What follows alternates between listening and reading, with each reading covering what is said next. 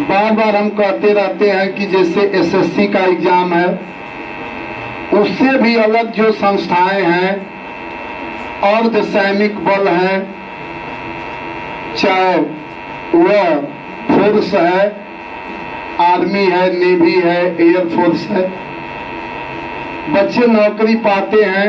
Inter base पर भी अगर आप मैथ, फिजिक्स, केमिस्ट्री आपका अच्छा है, मेडिकली आप फिट हैं, लंबाई चौड़ाई एक मानक के अनुसार है, तो आप भी बिना एक पैसा घूस दिए नौकरी पा सकते हैं और उससे आगे भी आप बढ़ सकते हैं। कोई जरूरी नहीं है कि वही बच्चा बताएगा, संघर्ष किया है, इतना आसान नहीं है। लेकिन जब लिखा रहेगा कर्म में, जहां का अन्न पानी लिखा रहता है, व्यक्ति वहां पहुंच जाता है। देर लगती है, समय लगता है, ऐसा नहीं है बच्चे। आप भी मेहनत करते हो, हम तो कहते रहते हैं, देखते हैं बच्चा आता है तो एक बार पूछते हैं, बस उसको ऐसे देख करके बताते हैं इस चीज को पढ़ो, ऐसा पढ़ो। ऐसा नहीं है कि काफी आपसे कठिन पूछा जाएगा, आपको आईआईटी का नहीं आएगा, जेईई मेंस का एडवांस का नहीं क्वेश्चन आएगा, सिंपल ही क्वेश्चन आएंगे, लेकिन उतना भी जानना चाहिए। बच्चे के बारे में बता दें, अपने भी बतेबे करेगा बच्चा। इनका नाम सतीश यादव है, इनका घर अलीगंज खेताबपुर, और इन्होंने आईटीबीपी में वायरलेस ऑपरेटर के पद पर ट्रेनिंग करके आए हैं। तो आप लोगों से चाहेंगे आप एक बार इनका ताली बजा के स्वागत करें।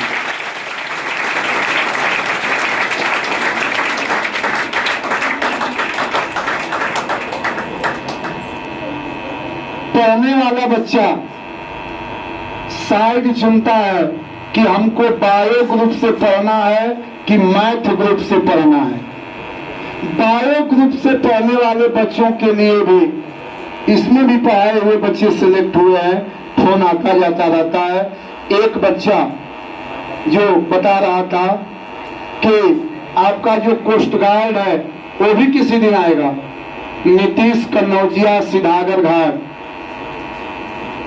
वो उसी में जेईई के पद पर चयनित हुआ है। आएगा कभी वो भी बालक, अभी छुट्टी नहीं मिल पा रही है। बालक आया था, हमने कहा बच्चों के सामने आओगे तो कम से कम, कल भी आया था बालक, एक लगाव है कोचिंग से, तो बच्चा अपना समय निकाल करके बहुमूल्य हम लोगों के बीच आए हैं।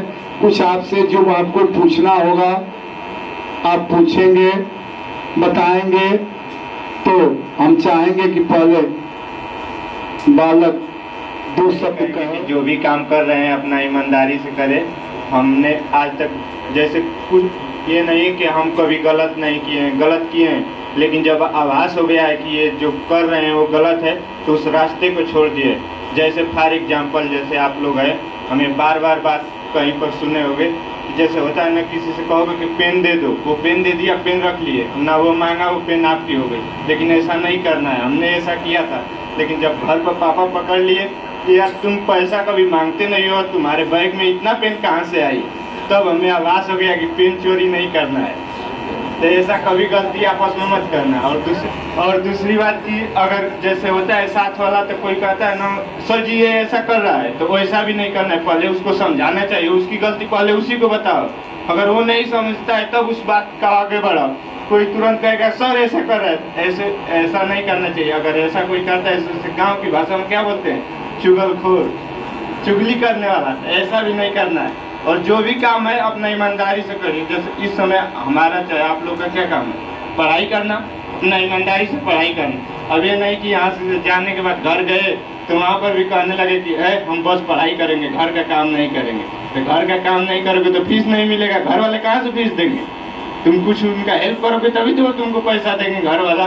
तो अपना भी काम करना है, घर पर जो मम्मी पापा बड़े हैं उनका भी काम करना है, और उसी में समय निकाल कर अपना ये काम करना है। वही फिजिक्स का क्वेश्चन था, उसमें मैथ था, केमिस्ट्री था, जीके था, नॉर्मल सब क्वेश्चन नॉर्मल था। हमें नॉर्मल इसलिए लग रहा होगा कि कई साल से पढ़ रहे थे। और हम जब एग्जाम देकर निकले तो घर वाले फ़ोन किए, अरे इस बार हो जाएगा कि नहीं। हमको एक क्वेश्चन तो बहुत आसान था, लग रहा है कि इस बार भी नहीं होगा, और मेरिट आएगी तब मालूम चलेगा। तो जब जा रहे थे भोपाल तभी रिजल्ट आया था। हमारे एक साथ का था नीतीश यादव, इस समय वो बिहार में इंटरमीडिएट का मास्टर है। वो फ़ोन किया, अरे सतीश रिजल्ट आ गया ITBP का, चेक किए हो? हम कहे कि नहीं। हम तो अभी ट्रेन में है, कैसे चेक करेंगे, न नेट चल रहा है न कुछ। कह रहे तुम अपना ID बताओ, हम तुम्हें अभी चेक करके बता दे रहे। तो हमने ID पासवर्ड बताया और तुरंत चेक करके कहा कि सतीश तू भर्ती हो गया। हम कहने कि वही कहा, बताओ पहले। वो कहा कि तुम्हारा मेल लिस्ट में नाम है, बस तुम भगवान से मनाओ कि तुम्हारा मेडिकल फिट हो जाए। और उसका कहने का तात्पर्य ये था कि इससे जो ITBP वाला एग्जाम था, इससे पहले BSF वाले एग्जाम में दोनों लोग मेडिकल फिट थे। तो वो तुरंत कहा कि मेडिकल तुम फिट ही हो, मेरिट लिस्ट में तुम्हारा नाम ही है, बस अब किसी तरह मेडिकल दे दो, अब तुम्हारी नौकरी फिक्स है।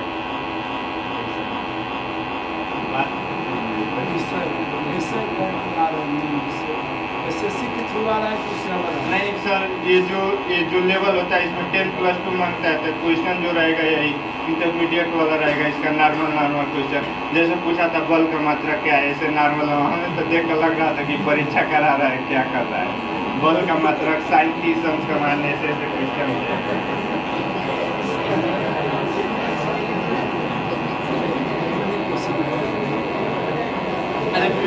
शायद हमें लगता है सर 20 मैथ का था, 20 फिजिक्स का था, और ये क्या बोलते हैं 10 इंग्लिश थी, 10 GK, और शायद 10 इंग्लिश GK, और क्या हो गया, और हिंदी भी था, 10-5 हिंदी का भी क्वेश्चन। हाँ, किसी बच्चे को कुछ पूछना हो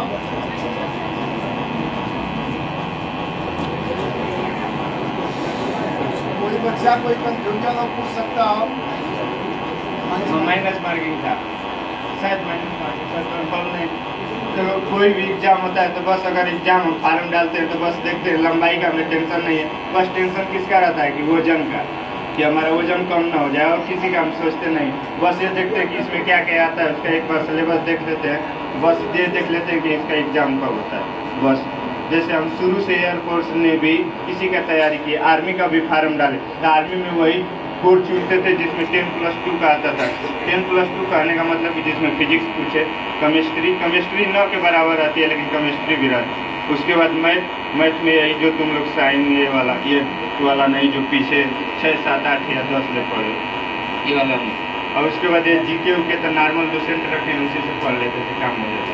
बस हम यही देखते थे। तो उसके बाद में ज़्यादा हमें डिटेल देखने के लिए क्लियर करना पड़ेगा। कोई भी वैकेंसी आती है, चाहे सभी के पास एंड्रॉयड मोबाइल है, तो उसको सर्च कर लीजिए। सबसे आसान है, सरकारी रिजल्ट खोल लीजिए, कोई भी नया वैकेंसी आएगी तुरंत अपडेट कर देता है। सरकारी रिजल्ट की दृष्टि। अच्छा ये बताइए, लड़कियाँ भी हैं? हाँ सर, इस बार हम लोग ग्रेड में पहली बार लड़कियों को रखा था 65 शायद लड़कियाँ भी पहली बार, इससे पहले नहीं था। टेक्निकल काम है ना, फोन वाला काम है,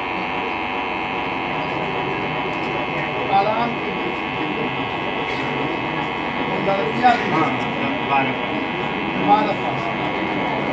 12 पास में वही पूछेगा कि आपकी इंटरमीडिएट में PCM लिखा रहेगा कि PCM होना चाहिए। फिजिक्स PCM का मतलब वही, फिजिक्स केमिस्ट्री। ये मत कोई बायो वाला रहेगा तो ये मत करे। बायो में आर्मी में आता है, उसका अभी भी वो परमानेंट है, अग्निवीर नहीं है। हाँ वो परमानेंट है। नर्सिंग में वो क्या करके आता है, उसमें अगर बायोलॉजी रहेगा तो उसमें होते हैं, सुई लगाने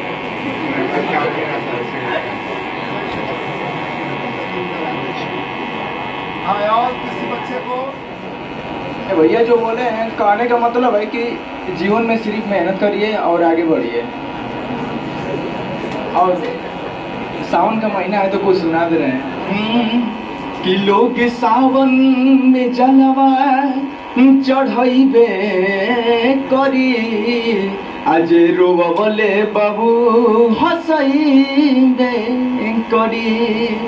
लोग सावन में जलवा चढ़ाइबे करी, भोले बाबा के अलग जगई बे करी, जबले दुनिया में सूरज चंदा रही, नारा बोल बम के हरिदम सुनई बे करी।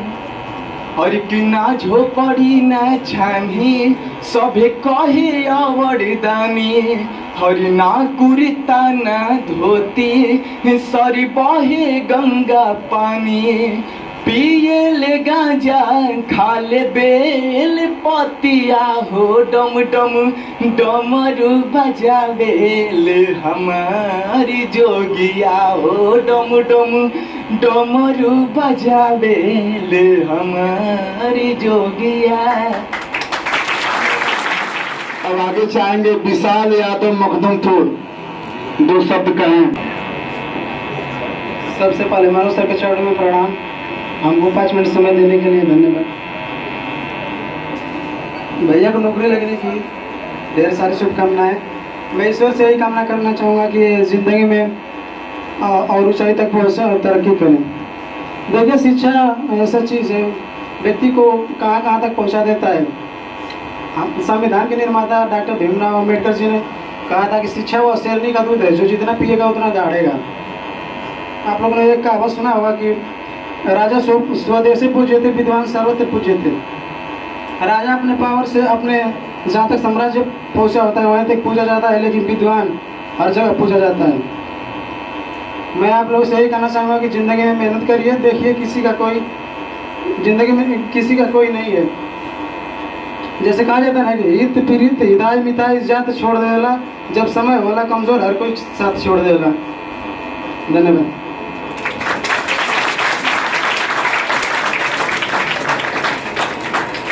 विशाल यादव ने आप लोगों के सामने अच्छी बात जो समाज में है, आप अच्छे तभी तक हैं जबकि आपके सामने वाले का स्वार्थ है। जो वही उसका स्वार्थ पूरा हो जाएगा, आप उसके लिए दुश्मन के समान हो जाएंगे। बच्चे ने इस तरफ इंगित किया और बात कहा समय की। समय कब किसका बदल जाएगा, किस मोड़ पर ले जाकर के खड़ा कर देगा, कोई नहीं जानता इस दुनिया में। आज बच्चा यहाँ बैठा है, आने वाले समय में किस ऊंचाई तक जाएगा, उसको परिस्थिति कहाँ लेकर के जाएगी, इसको कोई नहीं जानता। ये सच्चाई है। कुछ गलत हो, जैसे रक्षाबंधन का त्योहार आने वाला है ना, तो उसी तरह हम 6, 7, 8 में जोगराबाद पढ़े थे मिशन स्कूल में। तो बैठे थे, जैसे शाम को सभी लोग बैठते थे, बताया जाता था कि कल छुट्टी रहेगा, कल इस त्योहार में। तो उसी तरह वहाँ की सिस्टर जो प्रिंसिपल थी बोली कि कल रक्षाबंधन रहेगा और कल रक्षाबंधन में कोई पढ़ने नहीं आएगा, और कोई बता सकता है रक्षाबंधन का त्यौहार क्यों मनाया जाता। हम सबसे पहले हाथ उठाए तो हम ही को देख ली, कहे कि आओ आगे, तो कहे कि बताओ इसमें क्या होता है। तो हमने कहा कि भाई बहन के हाथों में राखी बांधना है। बस हमने कहा और सभी लोग हंसने लगे। तो हम समझे कि आखिर हुआ क्या। चुपचाप उनको वहाँ से कह के जा सकते हो। आए तो साथ वाले कह रहे कि तुमने पूरा उल्टा कह दिया, बहन भाई के हाथों में राखी बांधता है, तुमने कहा कि भाई बहन के हाथों में राखी बांधता है। तो होता है, पहली बार बोलने पर कहना कुछ और चाह रहे हैं, निकल कुछ और जाता है। में प्रणाम करती हूँ और भैया को बहुत बहुत बधाई, जो हम लोगों को यहाँ आकर इतना अपना मूल्यवान समय दिए। और मैं ये कहना चाहूँगी कि मंजिल मिले या ना मिले ये तो मुकद्दर की बात है, मंजिल मिले या ना मिले ये तो मुकद्दर की बात है, पर हम कोशिश ही ना करें ये तो गलत बात है।